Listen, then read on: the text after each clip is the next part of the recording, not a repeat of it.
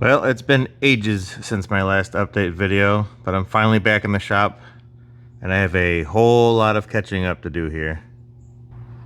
These last 3 or 4 weeks have been just insane, scrambling to get these two cars ready for the track.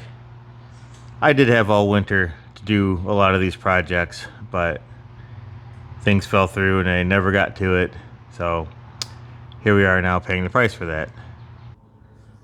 At some point early last year, I started building a 2.4 for Alex's car because he's always been running a little 2.2 this whole time, and I wanted to get him a little bit more power for this season.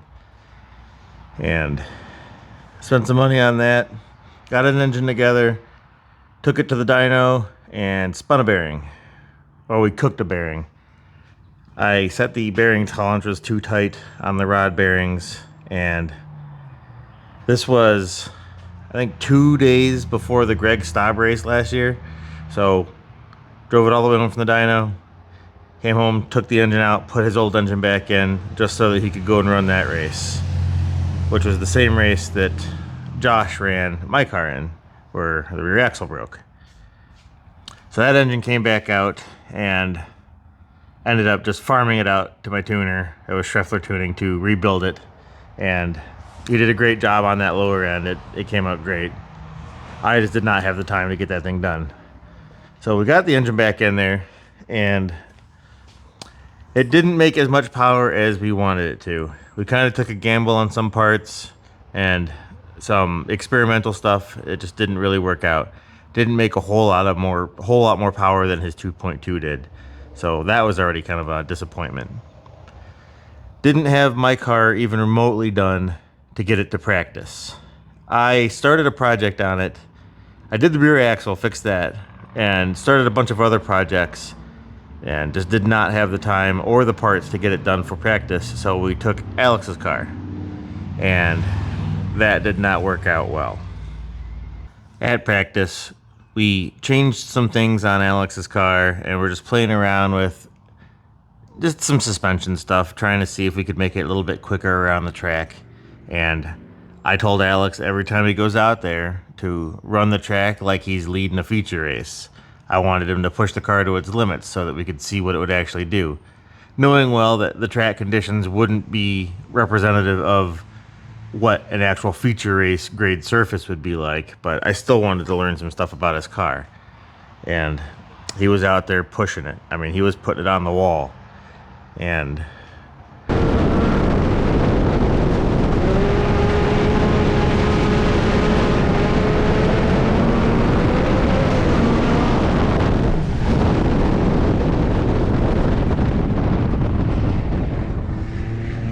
the last run out, he was coming through turns 1 and 2, and he'd been trying to get around Josh Lanehart, and Alex was up on the wall and tried to pass Josh on the high side, hit the wall coming out of 2, bounced into Josh's car, and well, it was pretty nasty after that. Those moments right after that crash were some of the lowest of the lows that we've experienced in racing, because it had been a terrible struggle just to get the one car to the track, and it was already underperforming before we even unloaded it from the trailer. And for that to happen to the Laneharts, which are just some of the nicest people we've ever met at the track, was a huge letdown to us. I mean, Alex was beating himself up over it terribly, and Alex's car actually did get messed up pretty good in that. We had to replace his rear axle, we had to change the tie rod. I mean, he pancaked the wall and pushed the front end over. We had to sledgehammer that back over. The hood wouldn't even fit, but it is a far cry better than what happened to Josh's car, which we actually have here now. They towed it to the track on Saturday so that we could take it back to our shop here and assess the damage and get it fixed up for him. And it's pretty good. That impact bar is squashed in there pretty far. The radiator's for sure gone. The frame rails are pushed over a tiny bit. It got the rear bumper, the hood's kind of messed up. We actually offered to let Josh drive Alex's car on Saturday, but I think Josh had other things going on, so he opted out. But they brought the car to the track, and we're going to do our best to get it fixed up better than before the accident, because we owe it to them for that. Let's get it across the wall there in two.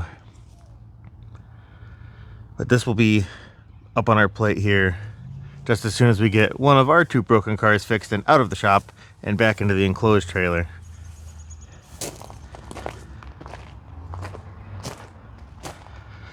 So yeah, let's talk about the race. So this was the Justin Owen Memorial, and we weren't originally on the ticket, and they added the Hornets as a support class. So I had to hustle and get my car ready. We thought we had a little bit more time before our first actual race, but I ended up putting aluminum on the side of my car. I haven't done the whole sheet metal body thing yet. I've always had plenty of doors to put on these cars when they really got smashed up, and we're actually running out of good usable body parts for these things. So I opted for the unreasonably expensive aluminum sheeting, and then just kind of did what I've seen done on a couple other cars.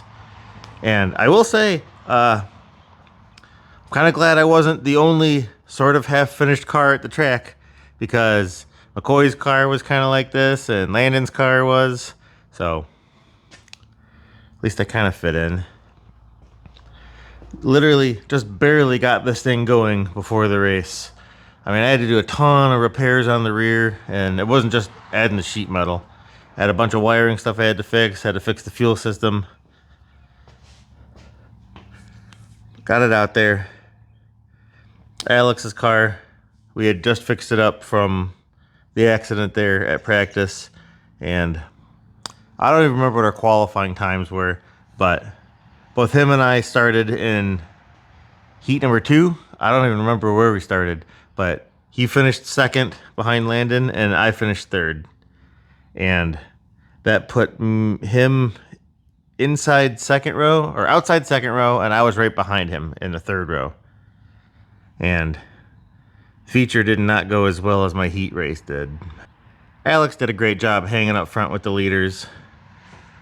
I was struggling because pretty much immediately I got passed by a bunch of cars and could not find a good line to put this car on. I was kind of like a squirrel out there, where I would try mid to high, and then I would put it on the low side, or I would try sliding it into the corners, and I could not get any good speed coming out of the corners. And there was one point where I was leaving turn 2 about mid-track, and Natalie shot past me on the high side like a bat out of hell, and I ended up, for about the 5th time now, driving into the side of her car. So I got my first donut on the new aluminum from Natalie's car. Luckily, it didn't really affect her much, and she just drove on, but I kind of started pulling my punches after that because I didn't want to ruin anyone else's night. And I don't know, it wasn't too many laps after that my right front axle decided to explode.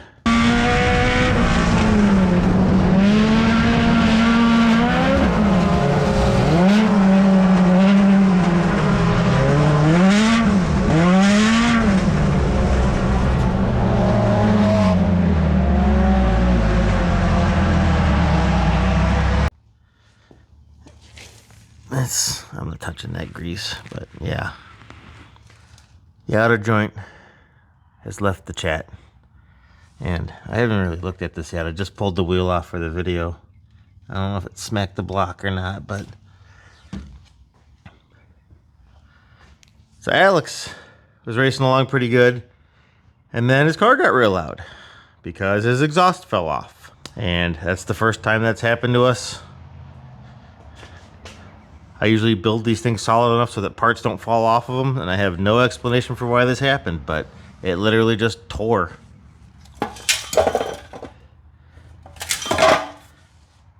That irritates me because I put these vibrant ultra quiet resonators on these. It's a straight through, so it doesn't really restrict any power, but I mean, if we're honest here, these cars are not easy on the ears when they're straight piped. So I put that on there to take the edge off of it. And that sucks because that thing's like 120 bucks. When I asked for them to bring the exhaust back to us, I don't know what I was expecting, like a perfect piece to put back in the car, but that's going in the scrap pile.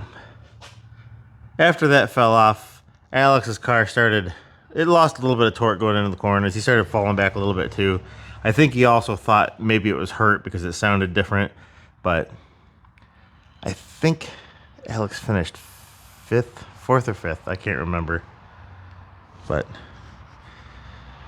on the plus side, we had 2 cars that we drove back onto the trailers.